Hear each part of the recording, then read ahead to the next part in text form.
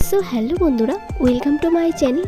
আমি মনীষা আর এটা আমার ফার্স্ট ব্লগ। তো সবাই কেমন আছো? আশা করি ভালো আছো।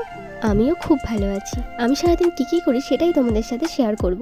তো প্রথমেই উঠে সকালে ব্রাশ করতে করতে চলে গিয়েছিলাম রাস্তার দিকে একটু হাঁটতে। তারপর সকালেই মা বানিয়েছিল ডিম টোস্ট, সেটাই খেয়ে নিয়েছিলাম। তারপর একটু বেলার দিকে আমি করছিলাম বেসনের বড়া আর আলু ভাজা, কারণ ভীষণ গরম পড়েছে। এই গরমে জল ঢালা ভাত, আলু ভাজা আর বেসনের বড়া থাকলে কিছুই লাগে না। আর তো কার কার খেতে ভালো লাগে জানিও কিন্তু কমেন্টে। আর আমার ভিডিও যদি তোমাদের ভালো লাগে তাহলে লাইক, কমেন্ট, শেয়ার আর সাবস্ক্রাইব করে দিয়ে আমার পাশে থেকো, কারণ তোমরা সাপোর্ট না করলে আমি এগোতে পারবো না। তো দেখো, বকতে বকতে আমার আলু ভাজা আর বেসনের বড়া রেডি হয়ে গেছে। এবারে খাবার পালা।